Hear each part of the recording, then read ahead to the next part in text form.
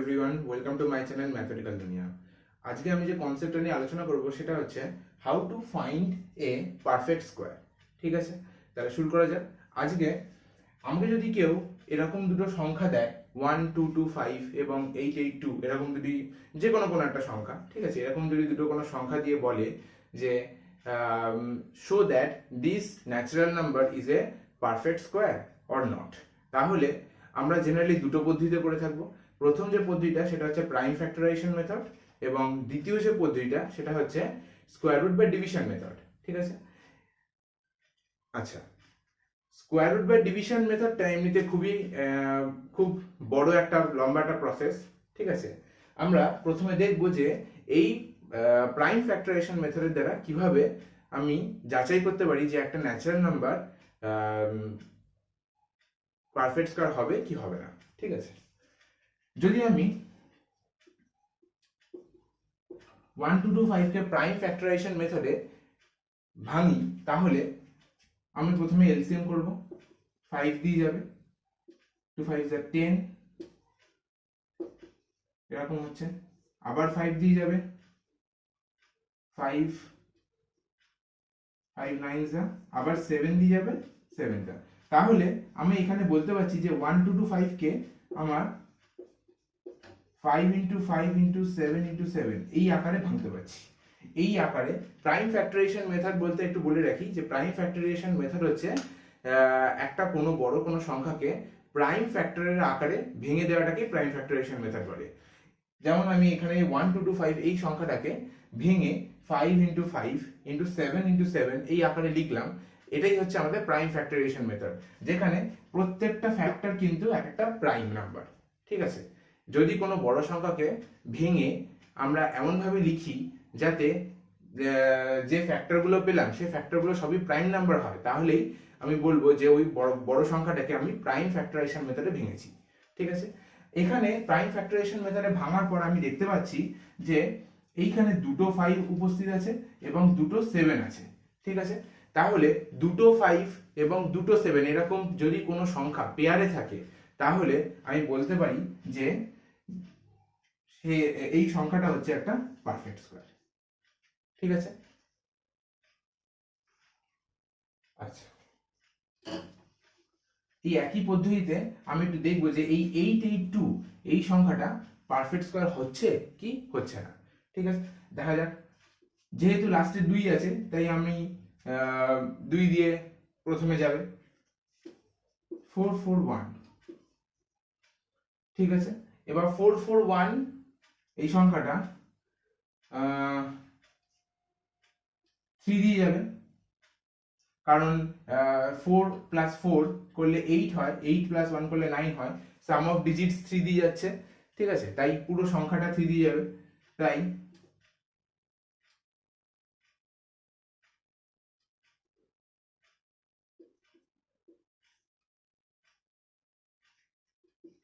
আবার 3 দিয়ে যাবে, 7 দিয়ে যাবে আর 7 দিয়ে যাবে। তাহলে আমি এই 882 সংখ্যাটিকে লিখতে পাচ্ছি 2 ইন্টু 3 ইন্টু 3 ইন্টু 7 ইন্টু 7। যেখানে আমরা দেখতে পাচ্ছি যে এই 3 ইন্টু 3 একটা পেয়ার ফর্মে আছে, 7 ইন্টু 7 মানে দুটো 7 আছে, দুটো 3 আছে, কিন্তু 2 এর কোনো মানে 2 এর জন্য আরেকটা 2 প্রেজেন্ট নেই এখানে। ঠিক আছে, তাই এরকম যখন থাকবে যে কোনো একটি সংখ্যার জন্য মানে কোনো একটা সংখ্যা একাই আছে, এরকম যদি থাকে, তাহলে কিন্তু আমরা বলে দেবো যে এইটা কিন্তু পারফেক্ট স্কোয়ার নয়।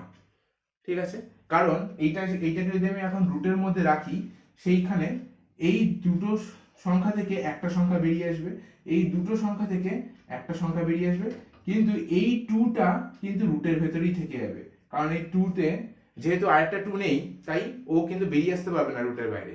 ঠিক আছে, তাই আমরা এই 882 কে কিন্তু বলতে পারবো যে এই 882 হচ্ছে একটা নন পারফেক্ট স্কোয়ার। ঠিক আছে, আমরা ইজিলি আরো একটি পদ্ধতিতে জানতে পারি যে একটা given natural number perfect square হচ্ছে কি হচ্ছে না, সেটা হচ্ছে স্কোয়ার রুট বাই ডিভিশন মেথডে। অবশ্যই স্কোয়ার রুট বাই ডিভিশন মেথডটা খুবই লম্বা একটি প্রসেস। ঠিক আছে, খুবই লম্বেটি প্রসেস, ঠিক আছে। যাই হোক, যদি আমাকে এরকম ছোট ছোট কোনো সংখ্যা দেয়, যেমন হচ্ছে 1 2 2 5 8 8 2, এই ছোট ছোট সংখ্যা, এরকম ছোট ছোট সংখ্যা দিলে আমি কিন্তু ইজিলি প্রাইম ফ্যাক্টরাইজেশন মেথডের দ্বারা বলতে পারবো যে এই সংখ্যাটা পারফেক্ট স্কয়ার হবে কি হবে না। কিন্তু যদি আমাকে সাপোজ কোনো বড় সংখ্যা দিল, মানে সংখ্যাটা এর থেকেও অনেক বড় হলো, ঠিক আছে, সেই ক্ষেত্রে কি যদি আমি প্রাইম ফ্যাক্টরাইজেশন মেথড দ্বারা করতে চাই, তাহলে কিন্তু খুবই লম্বা হবে এবং অনেক সময় যাবে। তাই যদি ওরকম বড় সড়ো অঙ্ক দেয়, তাই ওরকম বড় সড়ো অঙ্ক পারফেক্ট স্কোয়ার, মানে বড় সড়ো সংখ্যা পারফেক্ট স্কোয়ার হচ্ছে কি হচ্ছে না সেটা জানার জন্য আমরা কয়েকটা প্রপার্টি যদি জানি, ঠিক আছে, সেই প্রপার্টির দ্বারা আমরা কিন্তু ইজিলি ওই বড় সংখ্যাটিকে দেখে আমরা বলতে পারবো যে ওটা হচ্ছে একটা পারফেক্ট স্কোয়ার নাকি পারফেক্ট স্কোয়ার নয়, ঠিক আছে।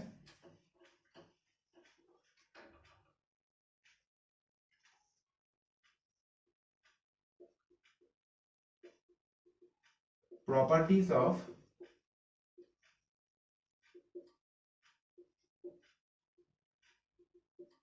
perfect square, এখানে আমরা কিছু প্রপার্টি শিখবো, যে প্রপার্টির দ্বারা ইজিলি আমরা কোনো ন্যাচারাল নাম্বারকে দেখে বলতে পারবো যে ওই ন্যাচারাল নাম্বারটা একটা পারফেক্ট স্কোয়ার হবে নাকি পারফেক্ট স্কোয়ার হবে না, ঠিক আছে। প্রথম প্রপার্টি হচ্ছে a natural number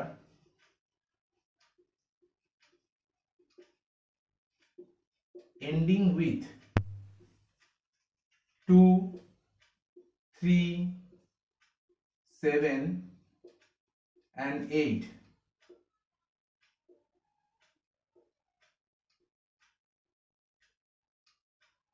natural number ending with 2 3 7 and 8 are never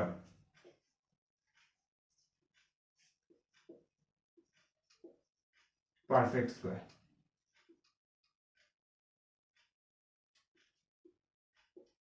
ঠিক আছে। এটা হচ্ছে আমাদের প্রপার্টি 1, ঠিক আছে। প্রপার্টি 1 এ বলছে যে যদি কোনো ন্যাচারাল নাম্বারের শেষে, মানে এন্ড উইথ, মানে বলতে চাইছে যে যদি কোনো ন্যাচারাল নাম্বারের ইউনিট প্লেসটাতে, ঠিক আছে, 2 3 7 অথবা 8, এই চারটে সংখ্যার মধ্যে যদি কোনো একটি সংখ্যা ইউনিট প্লেসে থেকে থাকে, তাহলে কিন্তু আমি ডিরেক্ট দেখেই বলতে পারবো যে ওই ন্যাচারাল নাম্বারটা পারফেক্ট স্কয়ার হবে না, ঠিক আছে।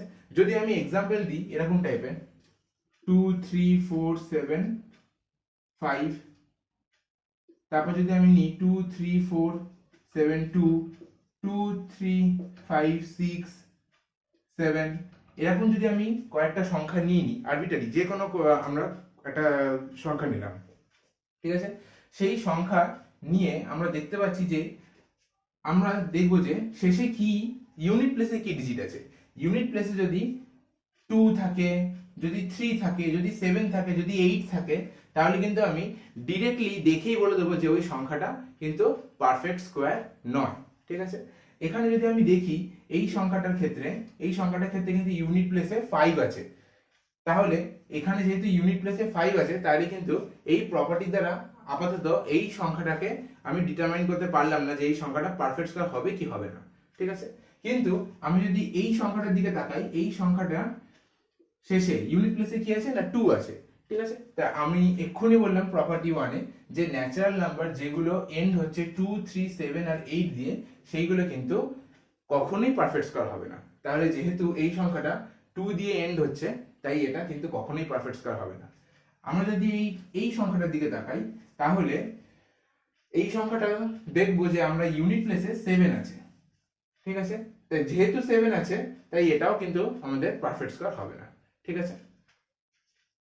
এইটা হচ্ছে তাহলে আমাদের first property.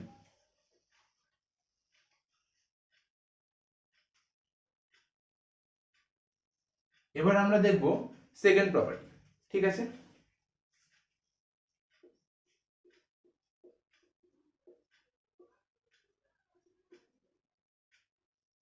Natural number with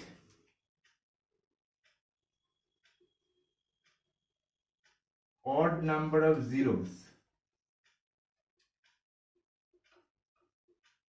at the end will never be a perfect square.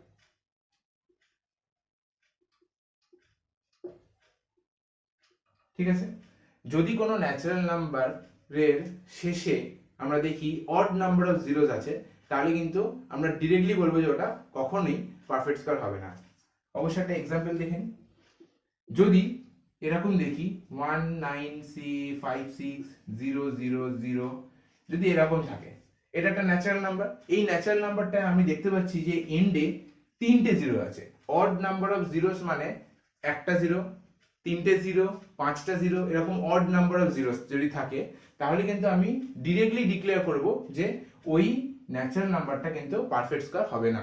ঠিক আছে, যেমন আমি এখানে দেখতে পাচ্ছি যে 1956000, এইখানে আমরা লাস্টে 3টে ডিজিট দেখতে পাচ্ছি, যেটা হচ্ছে এই লাস্টের 3টেই হচ্ছে কিন্তু জিরো আছে। তার মানে এই গোটা সংখ্যাটাতে অড নাম্বার অফ জিরোস আছে শেষে। আর এই অড নাম্বার অফ জিরোস থাকলে আমি এক্ষুনি বললাম যে এই যদি কোনো ন্যাচারাল নাম্বারে শেষে অড নাম্বার অফ জিরোস থাকে, তাহলে আমরা ডিক্লেয়ার করে দেবো ডিরেক্টলি যে ওইটা কিন্তু পারফেক্ট স্কোয়ার হবে না। ঠিক আছে,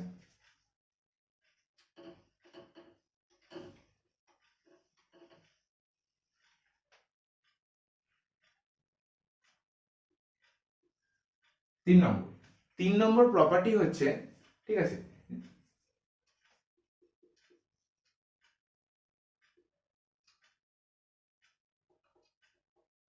a natural number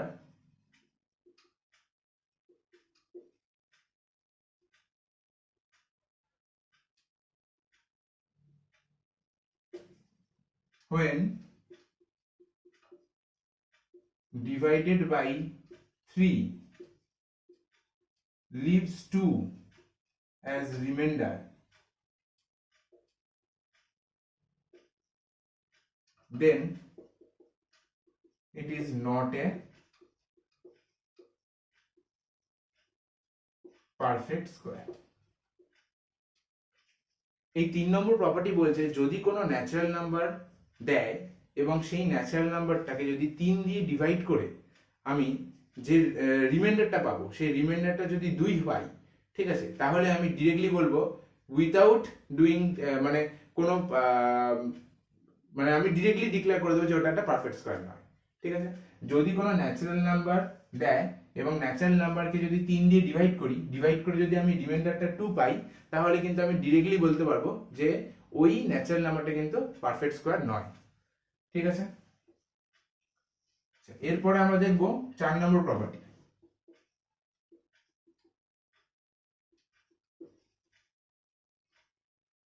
A natural number when divided by 4 leaves 2 or 3 as remainder, then it is not a perfect square. 4 নম্বর প্রপার্টিটা বলছে যে যদি আমরা একটা ন্যাচারাল নাম্বারকে 4 দিয়ে ডিভাইড করি এবং 4 দিয়ে ডিভাইড করে 2 অথবা 3 এই দুটো সংখ্যার মধ্যে কোনো একটা সংখ্যা রিমাইন্ডার হিসেবে পাই, তাহলে কিন্তু আমরা ডিরেক্টলি বলতে পারি যে ওই ন্যাচারাল নাম্বারটা কিন্তু পারফেক্ট স্কোয়ার হবে না। ঠিক আছে,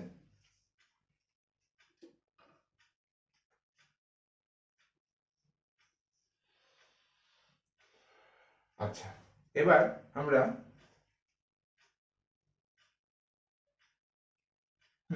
ব্যাস এই কটা রুলস আছে। ঠিক আছে, আর আর আর বেশি কিছু রুলস নেই। এই কটা রুলস যদি আমাদের জানা থাকে, তাহলে কিন্তু আমরা ডিরেক্টলি বলতে পারবো কোনো একটা পার্টিকুলার কোনো একটা সংখ্যার দিকে তাকিয়ে যে ওই সংখ্যাটা 4 দ্বারা ডিভাইড করা যায়, মানে ওই সংখ্যাটা উইথাউট,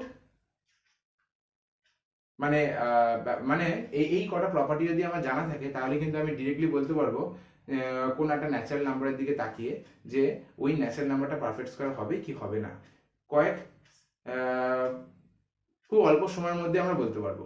ঠিক আছে। কিন্তু আমরা যদি এই প্রপার্টি না জেনে আমরা যদি কোনো একটা ন্যাচারাল নাম্বার দিয়ে দিল এবং যদি বার করতে পারে যেটা পারফেক্ট স্কয়ার হবে কি হবে না, হ্যাঁ, তাহলে আমরা যদি ওই প্রাইম ফ্যাক্টরাইজেশন মেথড দিয়ে করতে যাই সেখানে কিন্তু অনেক সময় লাগবে।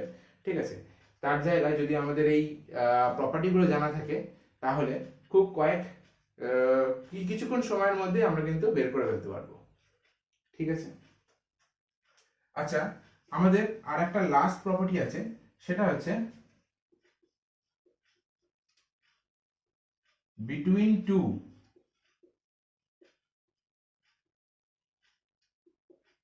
কনজিকিউটিভ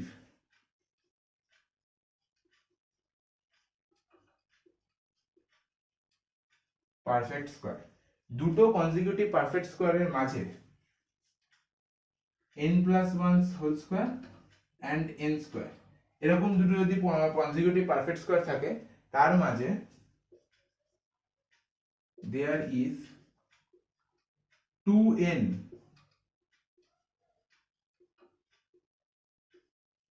নন পারফেক্ট স্কয়ার ন্যাচারাল নাম্বার।